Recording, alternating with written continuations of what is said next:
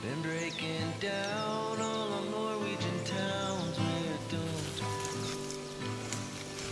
My old mind's been wondering why it's taken so long to plant this bloom. 'Cause I took the long road to find you wanted me, and I keep shutting you out when I fought you to stay here. I don't mind treading water to hold you near.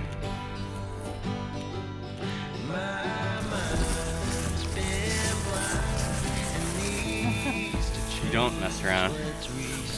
Thank you. I'm coming home. Yeah, I love you too. You ready? You ready to do it?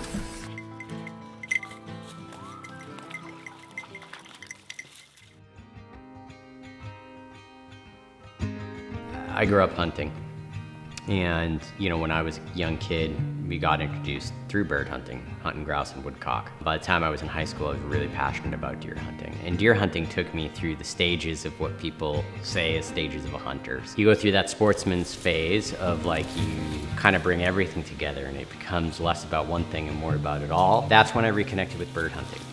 I ended up with my own dog. For me, that opened up a new layer and opened up kind of a reset of the process of the stages of a hunter. The first upland hunt I ever went on, I was holding a camera, not a gun. I was capturing stories for Project Upland magazine. Really didn't know anything about upland hunting. It didn't take long before it was obvious that this was something that I wanted to pursue. I had hunted for a year or two before that, but had never had the opportunity to upland hunt.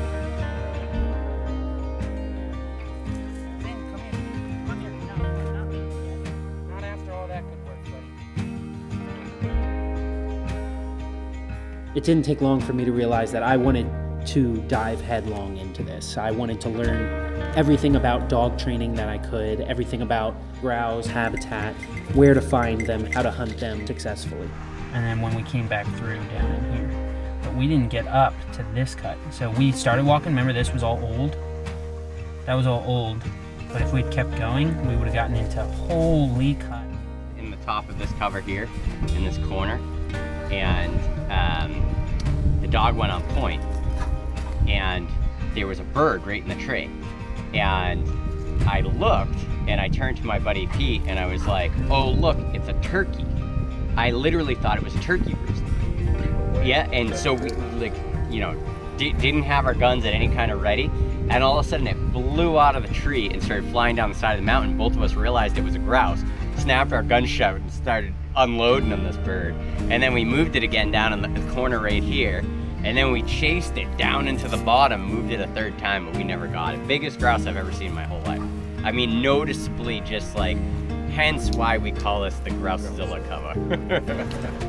I'm not just interested in grouse. I'm interested in digging up obscure studies that happened 100 years ago and nerding out over it, spending hours dissecting the latest woodcock research that just came out.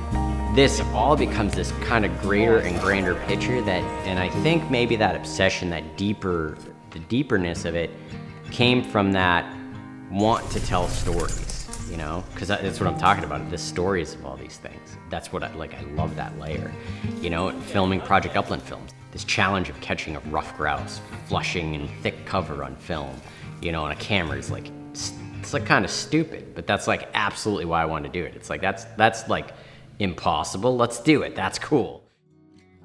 As an upland filmmaker, I'm driven by this desire to tell the next great story. Everyone in this space has a story, why they hunt, how they got into hunting, why they chose the breed that they did.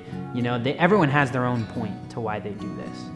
And my goal is to just capture that in the best way, in the most exciting way, in the most diverse way, because everyone wants to hear a story. After a hunt at camp, we all gather around and we want to tell a story, and people want to hear a story. It makes us feel connected. So I'm just taking, that story from a grouse camp from hundreds of miles away that you'll never hear, and putting it on a medium that many people can can see. Those things become these grander aspects, and it continues to evolve. You know, and I feel like with deer hunting, I hit kind of this glass ceiling of like, what is the next step? Like, what is the point past there? But for me, upland hunting added so many variables. It's taught me a lot, and it's the place I go to feel closest to the Creator and to build lasting friendships with great people. You know, the people are such a big part of it for me. The friendships that I've made through my travels and through hunting have really created lifelong relationships for me. And it's something I wouldn't trade for the world. And I think when it comes together and I'm standing on a mountain in northern New Hampshire in a place that I've been since I was a kid, and you're standing, see across these mountains and not hear a single human sound, and this dog that looks to you for everything goes on point, you walk through this point, bird gets up in the air, you shoot it. That whole process just had so many layers to it, and it feels so connected to being human. This idea of both being a part of nature while harnessing nature to your benefit in some factor or to your existence. So for me, I think that that's the point. And I look at, I will never have a perfect dog. I will never be the perfect shot. I will never understand everything about ruffed grouse. Those layers for me is the point. The point that I can endlessly try and never actually get to that goal, that goal will always be pushed further and further off. That's the point.